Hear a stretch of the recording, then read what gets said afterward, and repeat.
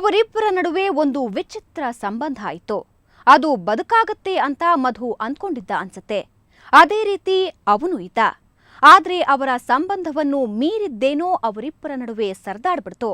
ಅದು ಹಣನ ಹುಡುಗಿನ. ಚಂದದ ಹುಡುಗ ಮಧು ಅದ್ಯಾವುದಾದ್ರೂ ಕಾಲೇಜ್ ಕನ್ನಿಗೆ ಪ್ರಪೋಸ್ ಮಾಡಿದ್ರೆ ಹುಡುಗಿ ಪ್ರೀತಿಗೆ ಬೀಳದೆ ಇರಲ್ಲ. ಆದ್ರೂ ಮಧುಗೆ ಗರ್ಲ್ ಫ್ರೆಂಡ್ಸ್ ಇರ್ಲಿಲ್ವಾ? ಗೊತ್ತಿಲ್ಲ. ಈ ಬಗ್ಗೆ ಮಧು ಯಾವತ್ತಿಗೂ ತನ್ನ ತಮ್ಮನ ಜೊತೆ ಮಾತಾಡಿರ್ಲಿಲ್ಲ. ಇನ್ನೂ ಕ್ಲೋಸ್ ಫ್ರೆಂಡ್ಸ್ ಅಂತ ಮಧುಗೆ ಯಾರೂ ಇರಲಿಲ್ಲ. ಅವನು ಮೊಟ್ಟ ಮೊದಲು ಗೆಳೆಯ ಅಂತ ಮನೆಯವರಿಗೆಲ್ಲ ತೋರಿಸಿದ್ದು ಮಹಾಂತೇಶನ್ನ. ಅವನು ಮಧು ಡಿಗ್ರಿ ಓದುವಾಗ ಆತನ ಸೀನಿಯರ್ ಆಗಿದ್ದ. ನಮ್ಮ ಅಣ್ಣಂಗೆ ಏರಿಯಾದಲ್ಲೆಲ್ಲ ಒಳ್ಳೆ ಹೆಸರಿದೆ. ಅವನಿಗೆ ತುಂಬ ಪರಿಚಯಸ್ಥರು, ತುಂಬ ಎಲ್ಲರೂ ಅವನೆಲ್ಲರಿಗೂ ಗೌರವ ಕೊಟ್ಕೊಂಡು ಚೆನ್ನಾಗಿದ್ದ. ಎಲ್ಲರೂ ಅವನಿಗೆ ಪರಿಚಯ. ಅವ್ನು ಹಿಡಿದ್ರೆ ಎಲ್ಲ ಕೆಲಸ ಆಯ್ತಾಯ್ತು ಅಂತ ಕೆಲಸ. ಈ ಮಹಾಂತೇಶನವನು ಅವನು PUC ಡಿಗ್ರಿಲಿ ಸೀನಿಯರ್ ಅಂತ ಅಲ್ಲಿ ಇವನು ಪರಿಚಯ.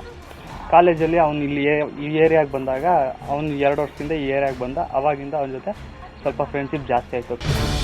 ಹೀಗೆ ಮಧುಗೆ ಫ್ರೆಂಡ್ ಆದ ಮಹಾಂತೇಶ ಮೂಲತಃ ಗದಗದ ಶಿರಹಟ್ಟಿ ತಾಲೂಕಿನ ಹೊಳೆ ಇಟ್ಟಿಗೆ ಗ್ರಾಮದ ಹುಡುಗ. ಮನೆಯಲ್ಲಿ ಸ್ಥಿತಿವಂತರು ಅಂತ ಅವನ ಲೈಫ್ ಸ್ಟೈಲ್ ನೋಡಿದವರಿಗೆಲ್ಲ ಅನ್ನಿಸ್ತಾ ಇತ್ತು. ಇನ್ನು ಮಹಾಂತೇಶ ಕೂಡ ತನ್ನ ಬಗ್ಗೆ ಕಡಿಮೆ ಹೇಳ್ಕೊಳ್ಳೋದ? ಮಾತೆತ್ತಿದ್ರೆ ರಾಜಕೀಯ ನಾಯಕರ ಜೊತೆ ರಕ್ತದ ಸಂಬಂಧ ಅಂತಿದ್ನಂತೆ ಇವನು. ಅವರು ಗದಗ ಡಿಸ್ಟಿಕ್ ಅವರು ಅಂತಿದ್ದ. ಫಿಲಾಮಿನಾಸ್ ಕಾಲೇಜಲ್ಲಿ ಓದಾಗ ಬಂದಿರೋದು. ಅಲ್ಲಿ ಉಳ್ಕೊಂಡು ಇಲ್ಲೇ ಏರಿಯಾದಲ್ಲಿ ಎಲ್ಲ ಇದ್ರು.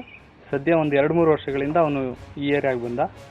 ಅವಾಗಿಂದ ಆ ಮಣ್ಣಿನ ಒಂದು ಫ್ರೆಂಡ್ಶಿಪ್ ಇದೆ.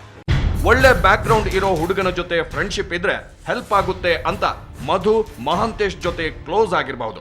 ಒಟ್ನಲ್ಲಿ ಮಹಾಂತೇಶ್ ಮೈಸೂರಿಗೆ ಬಂದ ಅಂದ್ರೆ ಮಧುನ ಬಿಟ್ಟಿರ್ತಾ ಇರಲಿಲ್ಲ.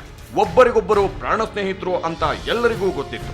ಈ ಸ್ನೇಹದ ವಿಶ್ವಾಸದಲ್ಲೇ ಮಹಾಂತೇಶ್ ಮಾವ ಕಟ್ಟಿಸ್ತಾ ಇದ್ದ ಮನೆಯ ಕೆಲಸದ ಮೇಲ್ದೆ ಕರಿಕೆಯನ್ನ ಮಧು ನೋಡ್ಕೊತಾ ಇದ್ದ. ಅವನ ಸಣ್ಣ ಪುಟ್ಟ ಕೆಲಸಗಳನ್ನೆಲ್ಲ ಮಧುನೇ ಮಾಡ್ತಾ ಇದ್ದ. ಒಂದ್ಸಾರಿ ಮಹಾಂತೇಶ ಕಷ್ಟದಲ್ಲಿದ್ದಾಗ ಮಧು ಸಹಾಯ ಮಾಡಿದ್ದನ್ನ ಅವರ ಮನೆಯವರು ಯಾರೂ ಮರೆತಿಲ್ಲ.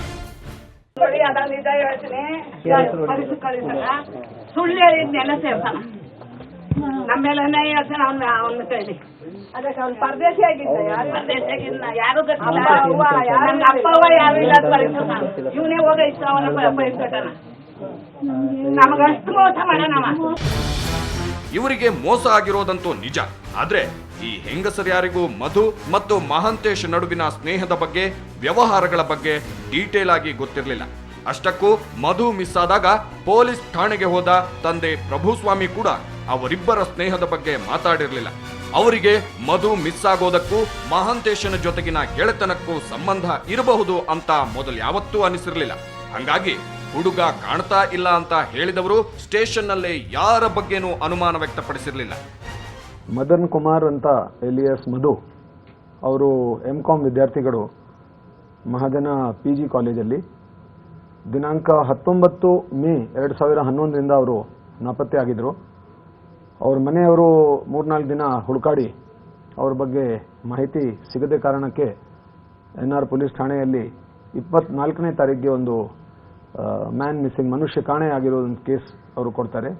ಅವತ್ತು ಮಿಸ್ಸಿಂಗ್ ಕೇಸ್ ಬರ್ಕೊಂಡ ಪೊಲೀಸರು ಅದನ್ನ ಸೀರಿಯಸ್ ಆಗಿ ಕೈಗೆ ತಗೊಂಡು ತನಿಖೆಗಿಳಿದದ್ದು 1 ತಿಂಗಳ ನಂತರ. ಅದಕ್ಕೆ ಕಾರಣವಾದವನು ಈ ಹುಡುಗ, ಮಧುನ ಸ್ವಂತ ತಮ್ಮ. ಅವತ್ತವನು ಮೈಸೂರಿನಿಂದ ಓಡ್ಕೊಂಡು ಮನೆಗೆ ಬಂದಿದ್ದ. ಅಪ್ಪನ ಹತ್ರ ಆತಂಕವನ್ನ ತೋಡ್ಕೊಂಡಿದ್ದ. ಆಗ್ಲೇ ಅಪ್ಪ ಮಗ ಮತ್ತೆ ಸ್ಟೇಷನ್ಗೆ ಹೋದ್ರು. ನಂತರನೇ ಗೊತ್ತಾಗಿದ್ದು ಆಘಾತಕಾರಿ ವಿಷಯ.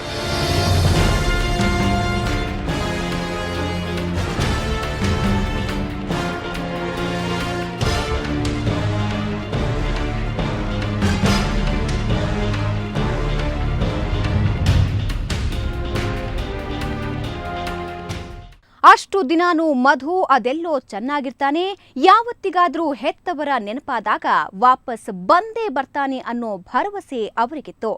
ಅದಕ್ಕೆ ಕಾರಣವಾಗಿದ್ದವನು ಮಹಾಂತೇಶ. ನಂತರ ಮಧು ಕಣ್ಮರೆಯಾದ ಬಗ್ಗೆ ಅನುಮಾನ ಹುಟ್ಟೋ ಥರ ಆಗಿದ್ದು ಅವನಿಂದಾನೆ. ಅದ್ರ ಬಗ್ಗೆ ಒಂದು ಬ್ರೇಕ್ನ ನಂತರ ಹೇಳ್ತೀವಿ.